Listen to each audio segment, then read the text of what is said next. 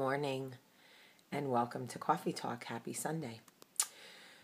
It was a beautiful sunny day in Los Angeles, and I was in Malibu on the beach doing a People magazine photo shoot with Chris Klein, who I've been working with on and off for over a decade. And I was bleeding, and I remember mentioning it to Chris. Oh, I have my period. It's brutal. It's been going on for like almost 2 weeks. And knowing me for so long, he was like, dude, you don't get your period for 2 weeks. What's up with that? I was like, yeah, weird, right? So when we broke for lunch, I called Dr. Huggins and briefly explained to him sort of what was going on. And he said, I'm not overly concerned, but I do think that you need to come in and see me. So I said, well, I'm coming home tomorrow, so I'll just come in the office. So the next day, I come bippity-boppity-boo into the office, sharing my tales with the girls. I'd had 2 babies already, so I'd been seeing these women week after week with my first 2 pregnancies. And they love to hear the adventures of Hollywood. So I was filling them in about the People magazine photo shoot and Chris and whatever. And I went in to see Paula, my ultrasound tech. And she said, so what's going on? And I said, I've just had my period for 2 weeks. And she said, any pain, anything? And I said, nope, no pain, no nothing. So she does the ultrasound. And we both are watching the screen, and I say to her, oh my God, that looks like a baby. Doesn't that look like a baby? And I could see her face change. And I knew Paula well enough to know that she was trying to stay calm. And I said to her, is that a baby? That's a baby. For those of you that have ever had an ultrasound, around that 8-week mark, the baby looks like a gummy bear. It has little arm buds and leg buds. And she said, I'm going to go get a doctor. And I said, something's wrong. What is going on? Turns out that I had what is called an ectopic pregnancy. And because of where the baby implanted at the end of my fallopian tube, it was allowed an opportunity to grow without causing me any pain. But what was now happening was my fallopian tube was in the early stages of rupture. And the way that Dr. Huggins explained it to me was that essentially if the baby wasn't removed, I would die.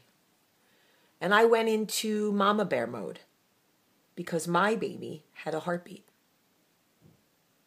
My baby was trying to live. 8 weeks old, in the wrong place, at the wrong time, but trying. And I said, I'm not ready to let it go. I'm sorry. I'm going to go home and figure it out, and then I'll come back. And they explained to me that that was not an option, that I could die. And I thought about that. I had 2 kids at home. So I ended up having to go through a procedure to have the ectopic pregnancy removed, which was devastating for me and my husband, especially because I knew that the baby was trying. And I felt like if he or she was trying, I should have given it more of a shot. But medically, I had no choice. I tell you this story because what happened to me the 24 hours after that surgery was a place of pain, both physically and emotionally, that was so dark that I almost couldn't stop laughing because I didn't know how to process how sad I was. I was so attached to something that wasn't even here, wasn't alive. I didn't know. I didn't even know I was pregnant. But the second that I knew that I went into a place of, this is my baby. I need to keep this baby. I need to get this baby to a safe place. When I was in that dark place in the hospital, I remember lying in bed It was night, and I was staring out the window, and I thought, light will never come. The sun will never rise again. My heart will never not hurt. I will stare out a window into darkness for the rest of my life. I believed it at that moment. And I laid awake, miserable. And eventually, the sun started to come up. And I laughed because I thought, this is God telling me that even in our deepest, darkest places, there will be light again. It may not shine as brightly or as warmly as you need it to when it comes, but it will come every day. And I decided when they came in and told me that my husband was coming to pick me up from the hospital, that when I left, I would say goodbye to that baby. Because with all pain comes some purpose. And at that point, I had to decide, would I wallow in the pain and feel bad for myself?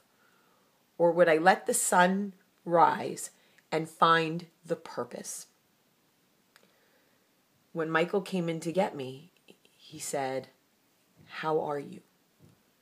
And I said, "Not where I need to be, but I'm on my way." And we walked out of the hospital together, both of us suffering in different ways from the same loss.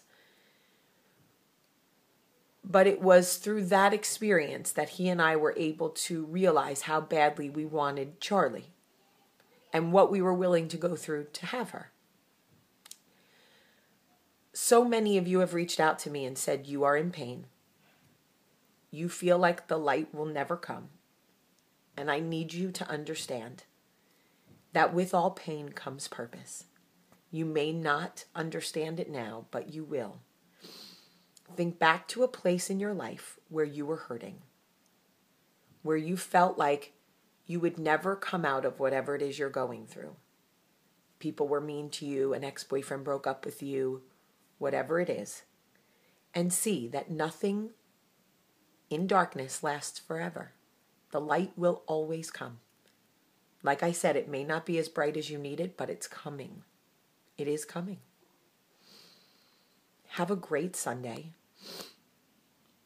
I love you.